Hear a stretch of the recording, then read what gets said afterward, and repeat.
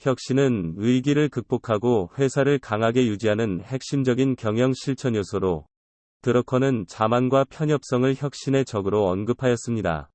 혁신의 전 단계는 의도된 버리기인데, 이에 대해 드러커는 많은 경영자들이 일상적인 운영 업무에 매달리고 있지만, 새로운 일을 버리는 위험을 무릅쓰지 않는다면 더 큰 위험을 감수해야 한다고 말합니다.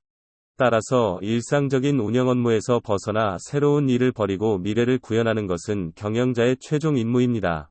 드러커는 그의 책 경영의 실제에서 모든 기업은 마케팅과 혁신이라는 두 가지 기본적 기능을 가지고 있다고 말하며, 혁신에 대해 다음과 같이 설명합니다. 혁신은 더 좋은 신제품일 수도 있고, 편리함이나 필요한 것을 새롭게 창조하는 것일 수도 있다. 기업이 반드시 크게 성장할 필요는 없지만 분명히 더 나은 기업으로 계속 성장해야 한다. 드러커는 미래 사업의 핵심으로 네 가지를 말합니다. 첫 번째, 경영진은 기본적으로 시장 구조와 기술 변화가 없다는 가정하에 향후 5년 내지 10년간의 시장 규모를 예측해야 합니다. 두 번째, 경제 발전, 유행 및 기호의 변화, 또는 경쟁자의 움직임에 따라 시장 구조가 어떻게 변화될 것인지 예측해야 합니다. 세 번째, 기업이 어떤 혁신이 필요한지 파악해야 하며, 네 번째, 고객의 욕구 중 지금 제공하고 있는 제품과 서비스로 적절히 충족되지 않는 욕구가 무엇인지 알아야 합니다. 드러커는 성장을 원하는 모든 기업은 스스로 혁신을 추구하는 조직으로 만들어야 하며, 핵심은 진정한 기회가 의미하는 변화를 찾아내는 것이라고 말합니다. 그는 자신의 논리를 증명하기 위해 두 가지를 예를 들었는데, 첫 번째는 1980년대 미국에서 있었던 평생교육 시장의 폭발적 성장으로, 이는 지식사회로 이끄는 주요 동력이 되었습니다. 두 번째는 인구 다변화와 인구 통계로, 1970년대 후반 미국의 걸스카우트는 점증하는 인구의 다양성이 조직에 새로운 기회를 제공한다는 것을 알고 그 이점을 살려 성장할 수 있었습니다. 이처럼 기업은 스스로 체계적인 혁신이 가능한 조직으로 만들고, 회사 안팎에서 기회를 탐색하는 노력을 수행해야 합니다. 드러커는 혁신이 최우선 순위가 되기 위한 두 가지 방법을 제시하였습니다. 첫 번째는 회사가 기회를 알아볼 수 있도록 조직화하는 것입니다. IT, 회계부서가 생산한 보고서는 과거에 대한 정보를 제공하기 때문에 기회를 찾아내주지 않습니다. 따라서 기업은 스스로 보고 시스템의 한계를 넘어야 합니다. 두 번째는 새로운 사업을 운영하는 것입니다. 새로운 사업을 운영하는 것은 중요하지만 새로운 개념, 아이디어를 기존 조직에 투입하는 것은 위험하기 때문에 새로운 조직은 별도로 세워져야 하며, 동시에 기존 조직이 신규 사업에 대한 흥미를 완전히 잃지 않도록 해야 합니다. 시장 경쟁자 또는 다른 정치적 사건이 매우 극적으로 일어나서 경영자들의 선택을 국한시키게 되는 경우, 조직이 소멸하지 않으려면 혁신을 해야만 합니다. 위기 속에서 혁신을 실천한 예로 월마트가 있습니다. 월마트는 당시 할인 판매업이 이미 20억 달러의 산업이 되어 있어 소매업 모델을 바꾸지 않으면 소매 유통업의 혁신에 압도당할 것을 우려하였고, 수년간 경쟁자 연구와 계속적인 개선 끝에 경쟁자들을 누르고 세계 최대 소매 유통회사로 등극하였습니다. 인텔 역시 위기 속에서 혁신을 실천한 기업 중 하나입니다.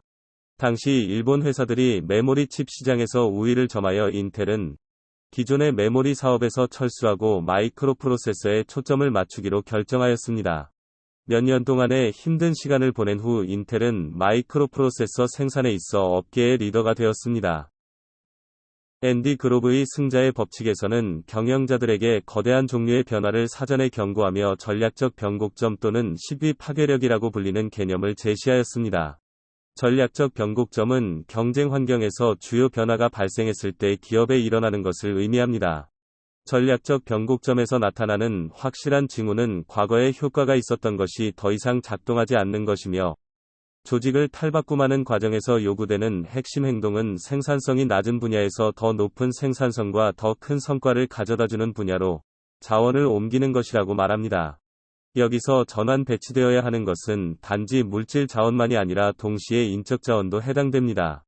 앤디 그로브는 기업이 변곡점을 예상하거나 그 충격을 경감하는 데 도움이 되는 방법으로 현장에 나가 있는, 즉 외부 관점에서 내부를 보는 시각을 가진 직원들의 의견에 귀 기울여야 한다고 말하며, 그들이 보통 고위 경영진보다 다가오는 변화를 더 잘 안다고 말합니다.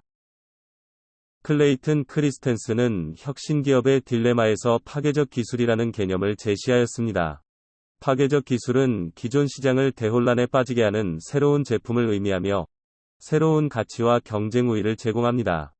파괴적 기술은 보통 더 적은 마진과 수익성을 수반하며 항상 기존 시장을 대체하는 새로운 제품과 서비스를 창출하고 시장의 역학관계를 변화시킵니다. 클레이튼 크리스텐슨은 최고로 잘 나가던 많은 회사가 쓰러지는 이유에 대해 업계 리더가 되게 해준 그 경영 방식이 결국 자신의 시장을 잠식하는 파괴적 기술을 개발하기 어렵게 만들기 때문에 성공한 기업일수록 실패할 때가 많다고 말합니다. 기존 기술과 이를 대체하는 파괴적 기술의 예로는 말과 마차와 자동차, 전통 서점과 온라인 서점 등이 있습니다. 혁신기업의 딜레마를 결론짓는 부분에서 클레이튼 크리스텐슨은 경영자에게 4가지 충고를 전합니다. 첫 번째, 기업은 자원이 파괴적 기술 쪽으로 흘러가도록 하기 위해 파괴적 기술을 원하는 조직에 그 기술에 대한 책임을 부여해야 한다. 두 번째, 파괴적 기술에 대한 책임이 다른 주력 상품들과 섞이게 해서는 안 된다. 세 번째, 실패에 대비한 계획을 세워라. 네 번째, 획기적 발명에 의존하지 마라입니다.